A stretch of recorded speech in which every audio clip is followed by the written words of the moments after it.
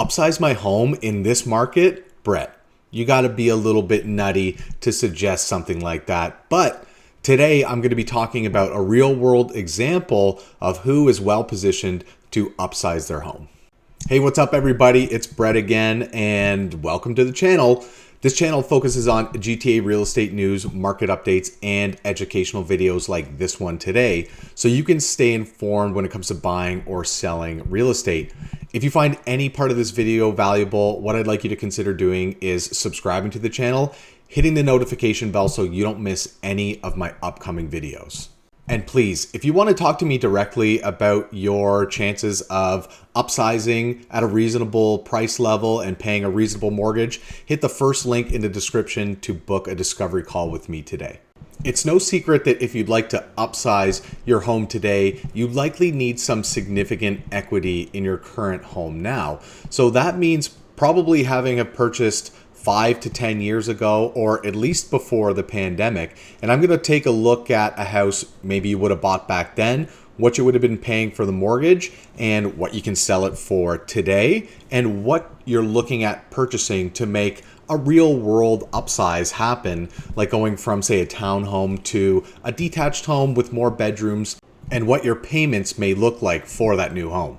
Okay, so here's a nice cute townhome in Bowmanville, and this is a 3+2 bedroom, so they've done the basement, 4 washroom unit that sold for $875 actually it's right there, 9 days ago.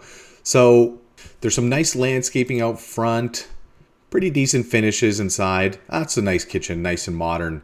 Basement is retrofitted for a separate little unit, which is nice, but like I said, since it's a townhome, there's no chance of getting an actual unit in there. So $875, I think that's a great price in this market. And this place specifically was likely bought from the builder. I can't confirm that, but it seems that the transfer was made in 2020, likely purchased around 2017 because these places are pretty new, and it was bought for $399,000. So buying for $400,000 and selling for $875, that's such a great turnaround that, probably a little bit of luck in purchasing a place, earlier in 2017 and having to wait for it to be built, but they have significant equity going into their next purchase. How much would they have left over on their mortgage? And let's make some reasonable assumptions here. So let's assume they put 20% down, which is typical for a deposit structure on a pre-construction. So their original loan amount would be $320,000. The loan term, 25 years. The interest rate, 2.5% for a fixed, and that was typical of the time. They're a lot higher now. And they have a remaining term of 21 years and 10 months. They would have a remaining mortgage amount of $289,626.74, which we're just going to round up to $290,000. And with a likely payment of around $1,600 a month, excluding taxes. It's quick and dirty math time. So they sold for $875, and we're going to subtract real estate fees at 5% and subtract lawyer fees and a moving cost for a bougie move where you don't have to do anything, and then subtract the remaining mortgage of $290,000. So they're left over with equity totaling $534,750 to roll into their next purchase. We're going to round that number up to $535,000 for easy math, and we're going to take a look at what they can reasonably get in this market that actually constitutes upsizing into a bigger home, because who knows, maybe in those 3 years they had a kid and they need more space. And these are the things that people are actually considering when needing to move. In Canada, if they can afford the payment and they need a new house for their lifestyle, likely they're going to move. And at times, obviously interest rates are a concern for some people, but really it's those big life things that happen, like a new job, you want a better lifestyle, or kids coming into the picture where you actually need a new house so you don't kill each other in there.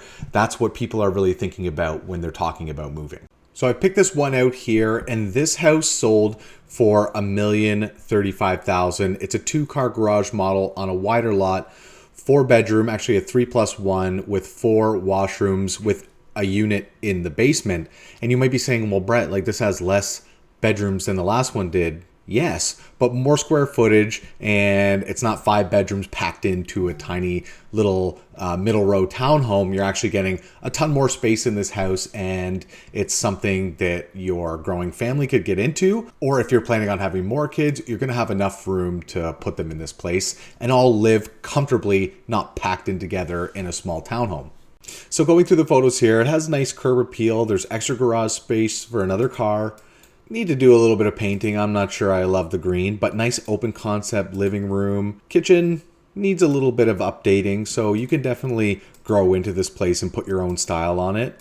But what it does have, a separate entrance and a basement unit, just like the other one. So I think it's good to compare with the other one that had a basement unit. And there's a nice TV room there, family room in the basement. So I think a really good comparison if we're talking about actually upsizing into something nicer and bigger. The obvious question on all your minds is, what is this puppy going to cost you each month in your mortgage payments? And to do that, we're going to go back to our calculator. So let's take our purchase cost of $1,035,000, and we're going to add the land transfer tax at about $17,000. And that equals $1,052,000 minus what we're rolling in from our previous property and the equity we gained.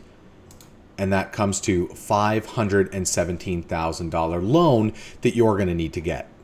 We're looking at our mortgage amount here of $517,000. We've pushed up the loan term to 30 years. Interest rate on a typical fixed rate, you're looking at 5.25%. And that's an advertised rate that I pulled off the internet. And you're effectively doubling your payments to get into something like this, right? So I'm going to talk a little bit about this after, but you're looking at $1,400 bi-weekly, whereas opposed to $717 bi-weekly, we're actually doubling to get into a bigger house. When they're talking about the affordability crunch in housing, this is a good example of that. And I'm not here to lie to you or paint everything with a broad brush to say it's always a good time to buy or it's always a good time to sell. It matters for the individual. So in that intervening time, have you got a new job? Is there things you can do in terms of cutting down on maybe a vacation per year? Because really, you're going to have to make up an extra $18,000 in payments to get into a house like that, going from the middle row townhome to a larger detached with 2-car garage and a lot of square footage? Or are you paring back a little bit because there are places available for $1 million or under $1 million that are detached or link that will have more room for your family? And think about your job security as well. We are in a hot labor market and we haven't seen an uptick in jobless claims in Canada. But if we hit a recession, that could definitely be a possibility because a recession means pain for a lot of people.